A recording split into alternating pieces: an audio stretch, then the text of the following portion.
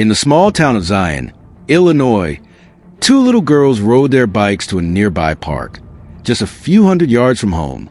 What followed was a story that shocked the nation, twisted expectations, and shattered lives.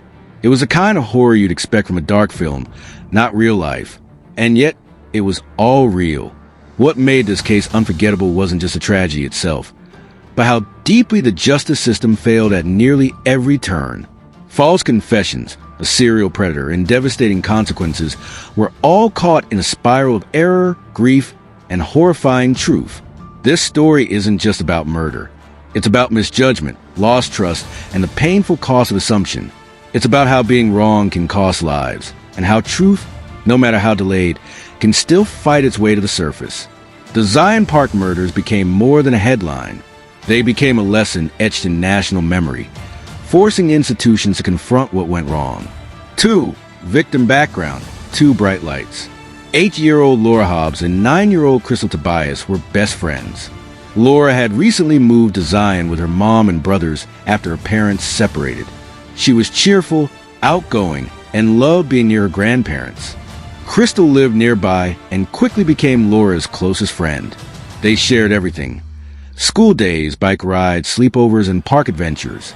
Both girls were known and loved in their community. They weren't reckless kids. They knew the neighborhood and had been to that park countless times. On May 8th, 2005, Mother's Day, they spent the morning with their families before asking to ride bikes to the park. It should have been an ordinary spring day. Instead, it was their last. Their innocence and bond became symbols of what the community lost. In many ways, their deaths changed Zion forever. 3. Timeline of events. A vanishing becomes horror.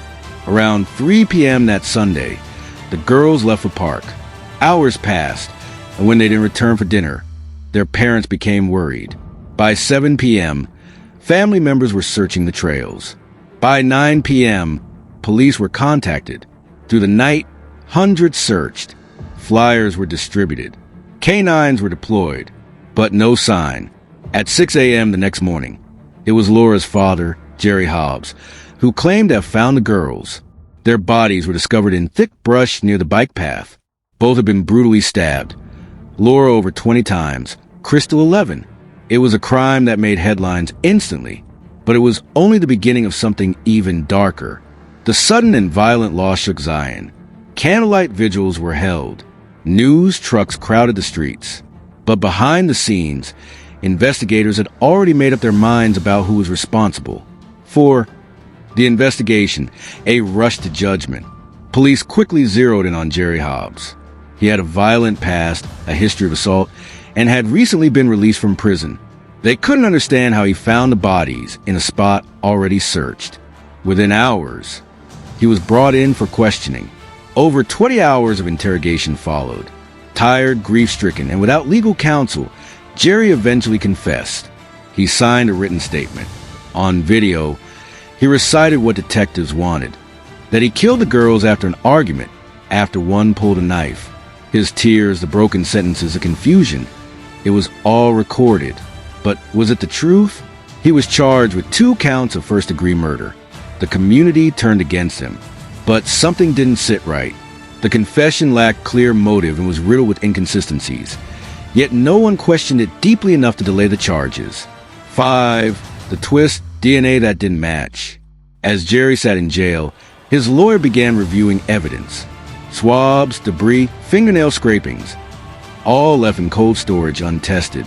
In 2008, 3 years after murders, an independent lab finally ran those samples. What they found shocked everyone. There was foreign male DNA on Laura's body, under her nails, on her clothing, inside her body, and none of it matched Jerry Hobbs. This was sexual assault. This was murder. And Jerry, already behind bars for 3 years, was not the man responsible. Yet prosecutors refused to drop the charges. They claimed the DNA might be from environmental contamination, that it didn't prove innocence, that the confession still stood. Jerry remained in jail. Hope once again dimmed. It was a heartbreaking delay of justice that should have been prevented. 6. The breakthrough.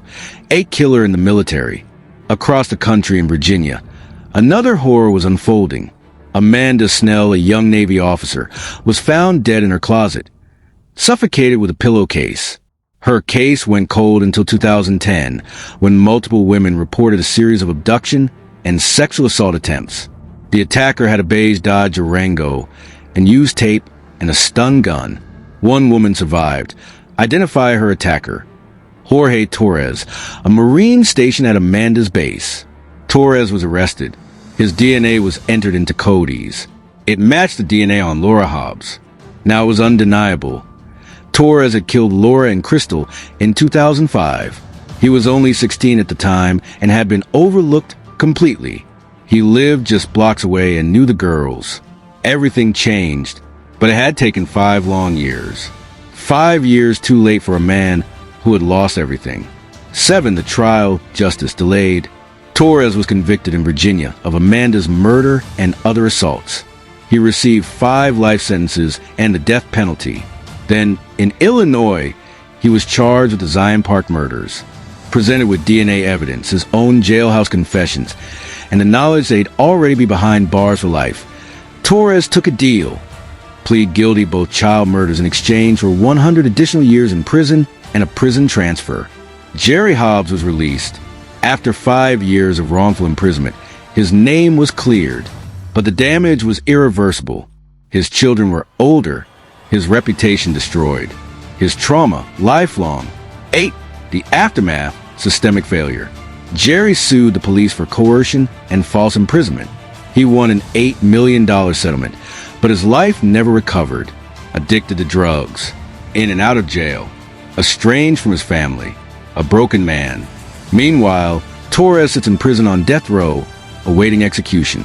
No remorse, no appeals for innocence, just silence.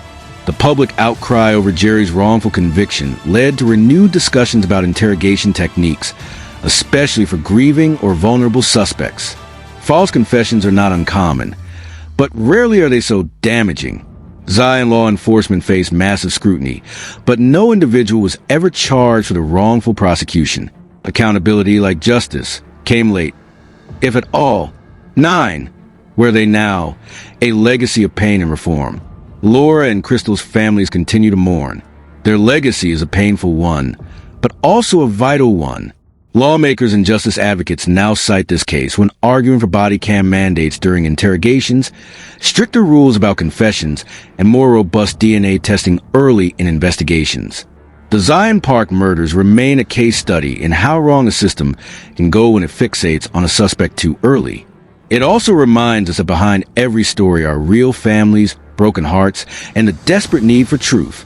Today, crime victim advocacy groups use their story to raise awareness and push for systemic reforms. 10. What do you think? How can we prevent wrongful convictions like Jerry's from happening again? Should confession-only evidence ever lead to charges without supporting forensics? And how long should it take before DNA evidence is tested in serious crimes? Share your thoughts in the comments. Let's talk about this, not just for justice, but for prevention. Cases like this are more common than we like to admit, and it's time we did something about it. Every opinion adds pressure. Every question matters. 11. Final thoughts. A call to action. If this story shocked you, if it moved you, if it made you think, then do something about it, like this video. Subscribe for more real-life true crime breakdowns. Share this story to raise awareness about false confessions and flawed justice. Laura, Krystal, Amanda, they deserve more. Their families deserve better. And Jerry, he deserved the truth sooner. Let's make sure this never happens again. Your voice can help keep justice honest. Thank you for watching and stay vigilant.